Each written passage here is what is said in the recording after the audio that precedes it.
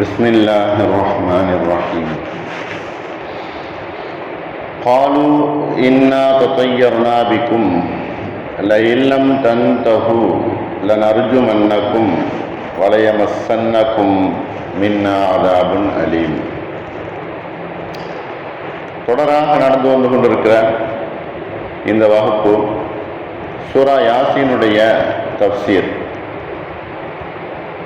சூரா யாசீன்ல 18வது ஆயத்தாக இருக்கிறது. 18வது ஆயத்துல காலு இன்னா துதையர்னா பிக்கும், அந்த அன்தாக்கியா என்று சொல்லக்கூடிய அந்த ஊர் மக்கள் அந்த நபிமார்களிடத்துல சொன்னார்கள். அந்த ஊர்வாசிகள் அந்த நபிமார்களிடத்துல சொல்கிறார்கள். அந்த ஊர்வாசிகளுடைய சம்பவங்களைத்தான் அல்லாஹ் தொடர்ச்சியாக இந்த ஆயத்துகளில் சொல்லி காட்டுகிறார். அந்த ஊர்வாசிகள் அந்த நபிமார்களிடத்துல சொன்னார்கள், இன்னா ததையர்னா பிக்கும், உங்களை நாங்கள் காணுகிறோம், நீங்கள் கெட்டதை செய்வதற்காக வேண்டி எங்களுக்கு ஏற்படக்கூடிய நல்ல விஷயங்கள்ல தடையாக உங்களை நாங்கள் காணுகிறோம். சகுனங்களை தடை செய்யக்கூடியவர்களாக உங்களை நாங்கள் காணுகிறோம். லைலம் தன்தகு, இந்த வேலையை நீங்கள் விட்டுவிட்டால்தான் உங்களுக்கு நல்லது. அப்படி இந்த வேலையை நீங்கள் விடவில்லை என்றால் லனர்ஜுமன்னக்கும், உங்களை நாங்கள் கல்லால் எறிந்து விடுவோம். லனர்ஜுமன்னக்கும், உங்களை நாங்கள் கற்களை கொண்டு எறிவோம். வலயமஸ்ஸன்னக்கும் மின்னா அதாபுன் அலீம், எங்களுடைய புறத்திலிருந்து கடுமையான வேதனைக்கு நீங்கள் ஆளாகுவீர்கள், கடுமையான தண்டனைக்கும் நீங்கள் ஆளாகுவீர்கள் என்று சொன்னார்கள். காலு இன்னா ததையர்னா பிக்கும், அந்த ஊர்வாசிகள் அந்த நபிமார்களை பார்த்து, நீங்கள் எங்களுக்கு ஏற்படக்கூடிய சகுனங்களுக்கு தடையாக இருந்து கொண்டிருக்கிறீர்கள் என்பதை நாங்கள் காணுகிறோம். இப்படி செய்வதை நீங்கள் நிறுத்தாவிட்டால் லனர்ஜுமன்னக்கும், உங்களை நாங்கள் கற்களால் எறிந்து கொன்று விடுவோம். வலயமஸ்ஸன்னக்கும் மின்னா அதாபுன் அலீம், நம்முடைய புறத்திலிருந்து உங்களுக்கு கடுமையான வேதனை தரும்படியான தண்டனைகள் ஏற்படும் என்பதாக அந்த ஊர்வாசிகள் கூறினார்கள். நபிமார்களோ நன்மை செய்வதற்காக வேண்டிதான் அந்த ஊருக்கு அல்லாஹ் நபிமார்களை அனுப்பியிருக்கிறார், வந்திருக்கிறார்கள். அந்த நபிமார்களை பார்த்து அந்த ஊர் மக்கள், எங்களுக்கு மிகவும் கெடுதியாக நீங்கள் வந்திருக்கிறீர்கள் என்பதாக கூறுகிறார்கள். எப்படி கெடுதி? நாங்கள் ஏற்படக்கூடிய எங்களுக்கு உண்டாகக்கூடிய எல்லா கெட்ட காரியங்களுக்கும் நீங்கள் தான் காரணம், நீங்கள் தான் அதற்கு முழு காரணம் என்பதாக சொல்லுகிறார்கள். நன்மை செய்வதற்காக வேண்டி வந்த அந்த நபிமார்களை இவர்கள் துர்ச்சகுனமாக பார்க்கிறார்கள். அப்படி அந்த ஊர் மக்கள் அந்த நபிமார்களை கூறினார்கள். சகுனங்களுக்கு தடையாக நீங்கள் இருக்கிறீர்கள் என்பதாக கூறிவிட்டு, எங்களுக்கு நன்மைகள் செய்வதற்காக வேண்டி வந்த முகங்களாக உங்களுடைய முகங்கள் தெரியவில்லையே என்பதாகவும் சொன்னார்கள். எங்களுக்கு நன்மை செய்வதற்காக வேண்டி வந்தவர்களாக நீங்கள் இல்லையே, உங்களுடைய முகங்கள் அப்படி தெரியவில்லையே, எங்களுக்கு தீமை செய்வதற்காக வேண்டி நீங்கள் வந்திருக்கிறீர்கள் என்பதாக நாங்கள் கருதுகிறோம்.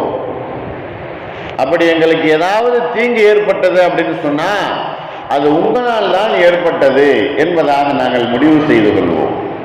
நபிமார்களை பார்த்து அந்த ஊர்வாசிகள் சொல்லுகிறார்கள். ஆனால் நீங்கள் எந்த ஊருக்கு நீங்கள் சென்றாலும் அந்த ஊர்வாசிகளுக்கு நிச்சயமாக வேதனையும் தண்டனையும் தான் இறங்கி இருக்கிறது. ஆகையினால் உங்களை கொண்டு எங்களுக்கு நற்சகுனம் உண்டாகவில்லை, மாறாக எங்களுக்கு கெடுதிதான் ஏற்படுகிறது. ஆகையினால் இந்த செயலை நீங்கள் விட்டுவிட்டு எங்களை போல நீங்க இருக்கணும். அப்படி நீங்க விட்டு விடாவிட்டால் அந்த செயலிலிருந்து நீங்கள் நீங்காமல் இருந்தீங்க அப்படின்னு சொன்னா உங்களை நாங்கள் ஏசுவோம், பேசுவோம், கல்லால் எரிந்து விடுவோம் என்பதாக அந்த ஊர் மக்கள் கூறினார்கள்.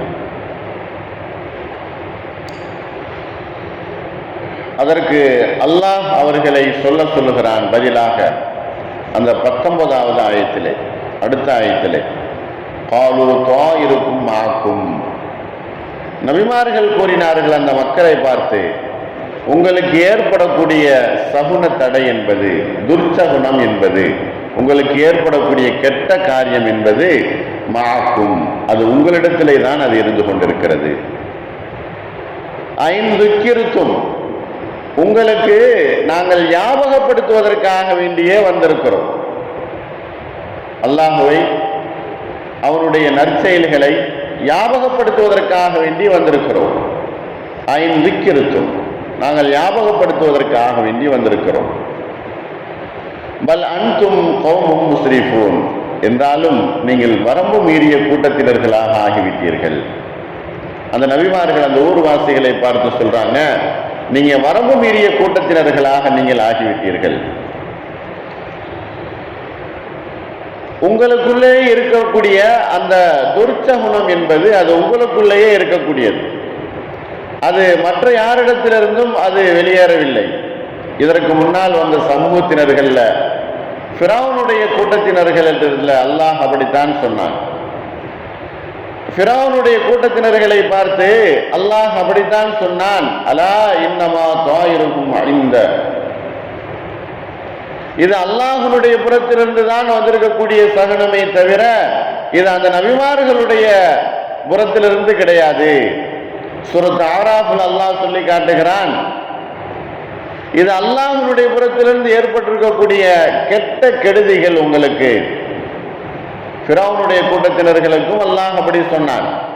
அதற்கு பின்னால் வந்த சாலிஹ் அலைஹிஸ்ஸலாம் அவர்களுடைய கூட்டத்தினர்களுக்கும் அல்லாஹ் அப்படித்தான் சொன்னான்.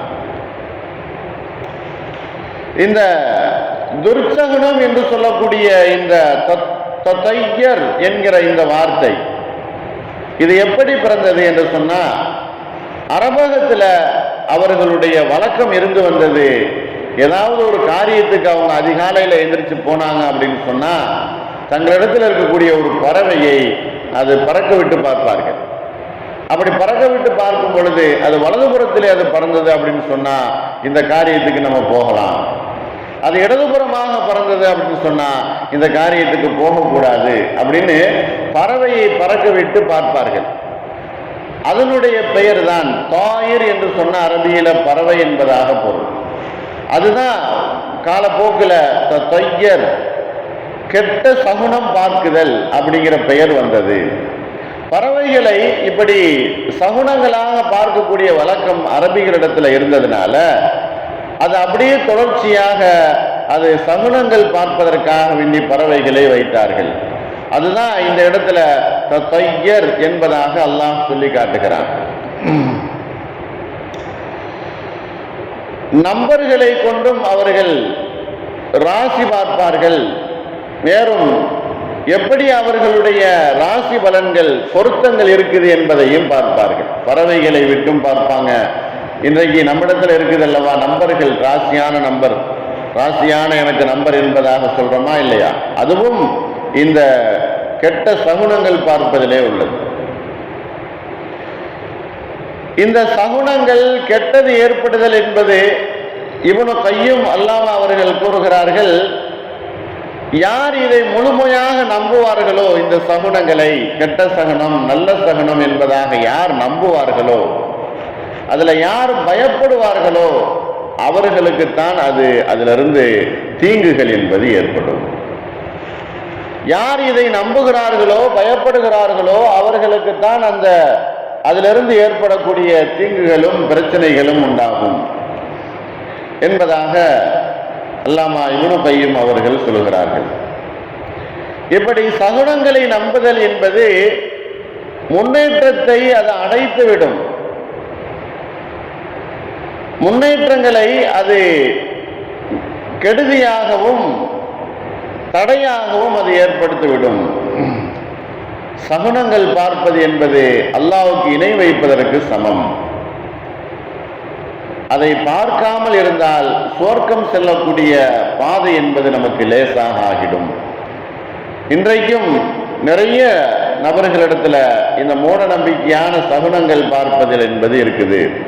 எனக்கு நல்ல நேரம் வந்துருச்சு, அல்லது என்னுடைய கெட்ட நேரம், அல்லது எனக்காக வேண்டி இந்த நேரத்தில் நம்ம செய்தோம் அப்படின்னு சொன்னா நாள் நட்சத்திரங்கள் பார்ப்பது என்பது மார்க்கத்தில் இல்லாத ஒன்று.